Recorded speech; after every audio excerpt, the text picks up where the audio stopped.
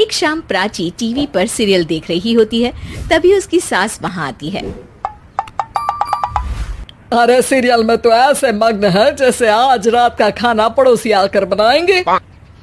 मुझे पता ही नहीं था आपने अपने बेटे की शादी पड़ोस में भी की हुई है। हैं? मतलब? मतलब इस घर में सारा काम बहू ही करती है, आप तो सिर्फ खर्राटे मारती हैं। अच्छा जी, फिलहाल तो तुम आराम फरमा रही हो, चलो जाओ, ये मेरे टीवी देखने का समय है। आहा, इसीलिए मुझे भगाया जा रहा है। सॉरी, अब तो बिल्कुल नहीं जाऊंगी। प्राची की इस बात पर दोनों सास बहू के बीच टीवी रिमोट के पीछे बच्चों जैसे छीना झपटी शुरू हो जाती है, जिसके बीच श्लोक भी काम से घर वापस आ जाता है। आज मेरी चूहे बिल्ली की जोड़ी किस बात पर झगड़ रही है? अरे तेरे बीवी मुझे टीवी ही नहीं देखने दे रही। अरे तुम्हारी मम्मी मुझे खाना बनाने के लिए फोर्स कर रही है। अरे वाह, ऐसे बेतुके रीजन पर तो बच्चे भी झगड़ा नहीं करते। अरे मुझे कुछ मत बोल, सब इसने ही शुरू किया है।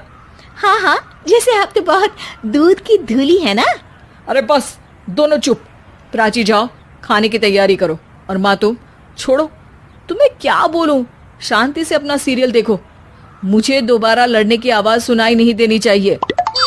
ऐसा बोलकर श्लोक वहां से चला जाता है, जिसके पीछे पीछे प्राची भी कुछ न कुछ बड़बड़ाते हुए रसोई में चली जाती है। हाँ हाँ, सासू जी को तो कुछ बोलेंगे ही नहीं, बस मुझ पर ही हुक्म चलता है, खाना बनाओ, जैसे मैं इनके घर में खाना बनाने के लिए आई हूँ। इसी तरह शाम बीतती है और रात को श्लोक और प्राची की सास खाना खाकर सोने चले जाते हैं, लेकिन प्राची गुस्से में कुछ खाए बिना काम में ही लगी रहती है। इस घर में किसी को घंटा फिक्र नहीं पड़ता, मैं खाऊं या भूखी रहूं। प्राची कुछ देर के लिए रसोई से बाहर जाती है और जैसे ही वापस आती है तो वहां दूध का भरा ग्लास देखकर हैरान रह जाती है। फिक्र पूरी है, बस दिखाना नहीं है। प्राची दूध पीकर सोने चली जाती है और अगली सुबह एक बार फिर सास बहू का कार्टून नेटवर्क स्टार्ट हो जाता है। ये तुमने ही किया है। अरे अजीब जबरदस्ती है, मैं बोल रही हूँ मैंने कुछ नहीं किया। दोनों ने मिलकर पूरे घर को पागल खाना बनाया हुआ है। यहाँ कोई नॉर्मल इंसान तो रह ही नहीं सकता, इसीलिए अब पड़ोसी क्या रिश्तेदार भी घर आने से कतराते हैं। और सुन बेटे, तू भी चंगा, तेरी माँ भी चंगी, तेरी बीवी भी चंगी, रिश्तेदार। हाँ जी, आपको नहीं पता क्या, गंगाधर ही शक्तिमान है, रिश्तेदार ही। हाँ हाँ, बस समझ गया। कभी जानवरों जैसे लड़ेंगी तो कभी जुगलबंदी करेंगी। भाई मैं आप दोनों के बीच में नहीं फंसना चाहता। सास बहू की इस मनमौजी जोड़ी से परेशान होकर श्लोक अपना सिर खुजलाता वहां से चला जाता है। चलो अब मैं भी कीर्तन में जा रही हूँ। इस पर जैसे ही सास कमरे में अपना पर्स लेने जाती है तो वहां नाश्ते की प्लेट रखी देख मुस्कुराने लगती है और नाश्ता करके घर से बाहर निकलते हुए कुछ पैसे टेबल पर रख जाती है, जिसके कुछ देर बाद सिलेंडर वाला घर आता है। ओ मोरी मैया, मैं सिलेंडर के बारे में तो बिल्कुल भूल ही गई थी। घर खर्च के सारे पैसे भी मम्मी के पास है और श्लोक से बोला तो उल्टा 4 बात सुनाएंगे। प्राची ये सोच ही रही होती है कि अचानक उसका चेहरा चमक उठता है और वो घर में आकर इधर उधर देखने लगती है। तभी उसकी नजर टेबल पर रखे पैसों पर पड़ती है, जिन्हें वो सिलेंडर वाले को दे देती है। ये सब श्लोक देख लेता है। अच्छा बेटे, इतना बड़ा घोटाला, सबके सामने मैं तेरी दुश्मन और पीठ पीछे तेरी मेरी यारी। इस पर श्लोक एक प्लान बनाता है और शाम को सब एक साथ बैठे होने पर बोलने लगता है।